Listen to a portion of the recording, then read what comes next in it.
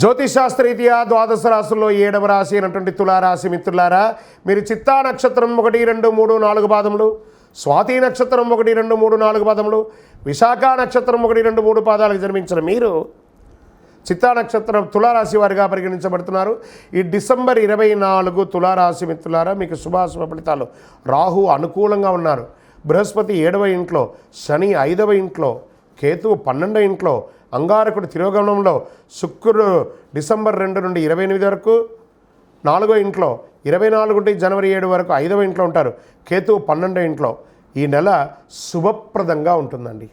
కానీ గత రోజులుగా ఆర్థిక సంక్షోభం అనుభవిస్తున్న తులారాశి మిత్రులారా, మీకు వాటికి అన్నిటికీ ఉపశమనం చాలా అద్భుతంగా సర్వత్ర సమాజంలో మీకు ప్రాధాన్యత పెరుగుతుంది. ఏ పని మొదలుపెట్టని ప్రాధాన్యత ఉంటుంది. కోర్టు కేసులు, పోలీస్ కేసులు ఇవన్నీ కూడా తొలగిపోతాయి. ఏ ప్రయత్నం తలపెట్టినా విజయవంతంగా ఉంటారు. వృత్తి, ఉద్యోగ, వ్యాపార స్థితిగతుల పరంగా, ఆదాయపరంగా మల్టిపుల్ ఇన్కమ్ సోర్స్ పెరుగుతుంది. ప్రభుత్వ మూలకంగా ధనలాభం పెరుగుతుంది. కుటుంబ సభ్యుల నుంచి శుభవార్తలు వింటారు. ఉద్యోగం కాని వారికి, వివాహం కాని వారికి ఇది ఒక అద్భుతమైనటువంటి సమయం చెప్పచ్చు. సఫలీకృతం అవుతుంది. షేర్ మార్కెట్ స్పెక్యులేషన్ చాలా కలిసి వస్తుంది. ఉద్యోగంలో ఉత్తమమైనటువంటి అవార్డ్స్ దొరికే అవకాశాలు ఉన్నాయి. మీ పనితీరుని ప్రశంసింపబడతారు. ప్రభుత్వ గుర్తింపు కూడా పొందుతారు. ప్రభుత్వ ఉద్యోగం వారికి, ప్రైవేట్ రంగం వారికి మీ మేనేజ్మెంట్ మిమ్మల్ని గుర్తిస్తుంది. పోటీ పరీక్షలు రాసే విద్యార్థులకి ఇది చాలా యోగకాలం అని చెప్పచ్చు.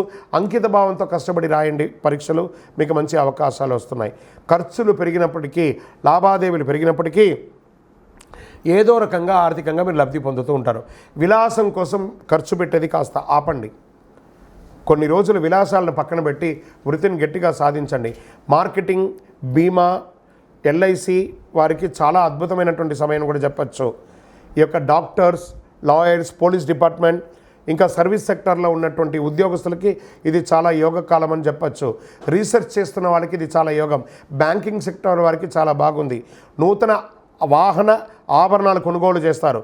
సంతానం, మీ యొక్క సంతానం విదేశాలకు వెళ్ళడమో లేదా పోటీ పరీక్షలు పాల్గొనడమో, స్పోర్ట్స్లో బాగా రాణిస్తారు.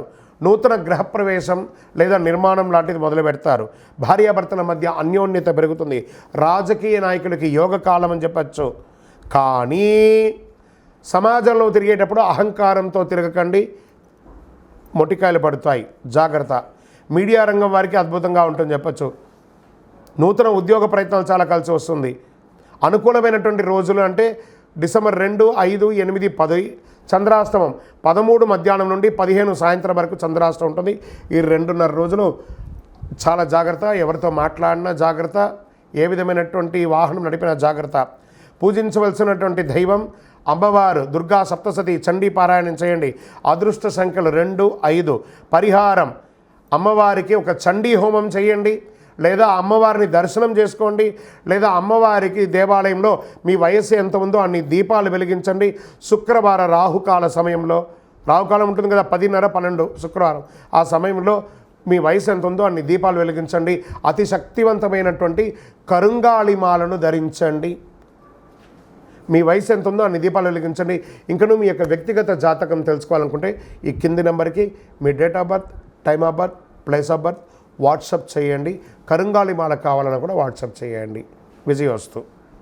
ఈ యొక్క ద్వాదశ రాశి ఫలితాలన్నీ పొందినటువంటి మన ఛానల్ ప్రేక్షక మిత్రులందరికీ కూడా శుభాకాంక్షలు. మీరు మా ప్రోగ్రామ్స్ అన్నీ చూస్తున్నారు, కానీ సబ్స్క్రైబ్ చేయట్లేదు, ఎవరికి షేర్ చేయట్లేదు.